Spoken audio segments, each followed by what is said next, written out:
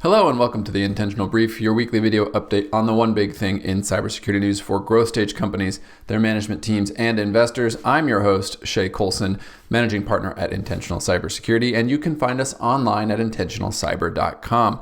Today is Thursday, November 14th, a little bit late this week. It's just been one of those weeks. All right, that's where we are. But again, as the theme for both cyber and this show goes, everything old is new again, and new again this week is Salt Typhoon continuing their activity. So as Salt Typhoon settles in, I think it's important for us to stay focused on this so what question. And I know this is going to be a little bit of counter to some of the other narratives on previous episodes where we talk about ignoring nation state threats, or at least the headlines, and focusing on those things that directly impact you here in the middle market. But I think as we see these threats continue to be prevalent in the space that we operate in and in new ways, we have to at least acknowledge them, if not react to them. And so I want to pull particularly from a headline in the Wall Street Journal that says, quote, U.S. agency warns employees about phone use amid ongoing China hack, unquote. And so indeed, officials from the Consumer Financial Protection Bureau here in the U.S., the CFPB, warned, quote, that internal and external work-related meetings and conversations that involve non-public data should only be held on platforms such as Teams and WebEx and not on work-issued or personal phones. So again, as a reminder here, the threat, this Salt Typhoon group, is a Chinese group of hackers that Microsoft has dubbed Salt Typhoon, and they have been accused of breaching U.S. telco providers like Verizon and Lumen and others by leveraging mandated access points that were created after 9/11 to facilitate lawful intercepts.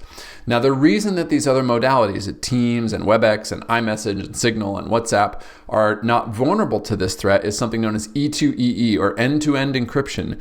So in short, of course, that means the attacker, even if they're on the wire in the middle of these communications, do not get the message content because it is encrypted from end to end. At most, they'll get the metadata, who was contacting who and when, and what the size and duration of that contact was.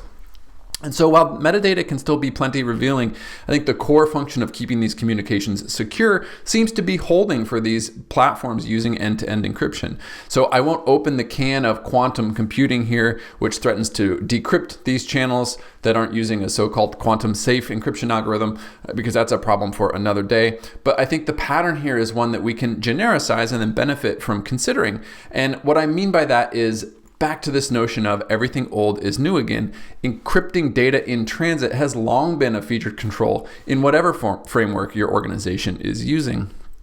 And so largely this is because legacy technology was not often built with security in mind, hence the vulnerability of things like SMS messages and, frankly, phone calls. So keeping your communications secure is important, whether you're facing, a Chinese hacker group or any number of other threats.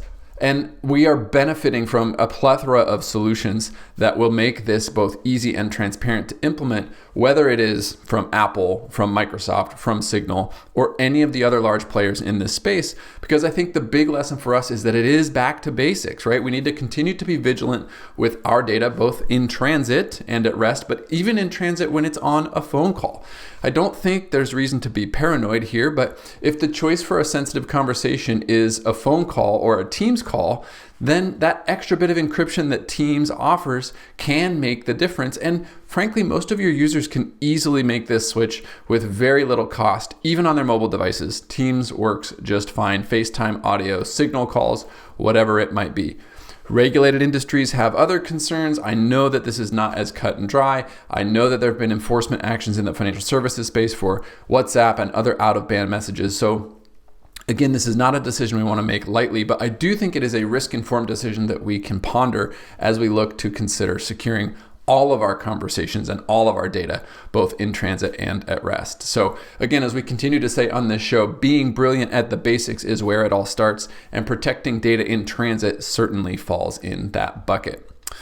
From a fundraising perspective, we are back to more basic numbers this week after last week's moonshot. With only $2.6 billion in newly committed capital, we did see a couple of pieces from the Wall Street Journal that caught our eye this week, including a forward-looking post-election piece asserting that, quote, private equity gears up for deals to take off, unquote, and another tempering that said, quote, private equity's promise excites some wealth advisors but leaves others cold, unquote.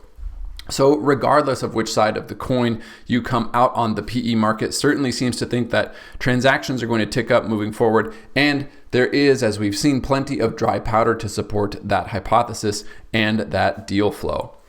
So with that, a reminder, you can find the links to the articles we talked about in the comments section below. You can find back issues and written transcripts of these videos at intentionalcyber.com. And we will see you next week for another edition of the Intentional Brief.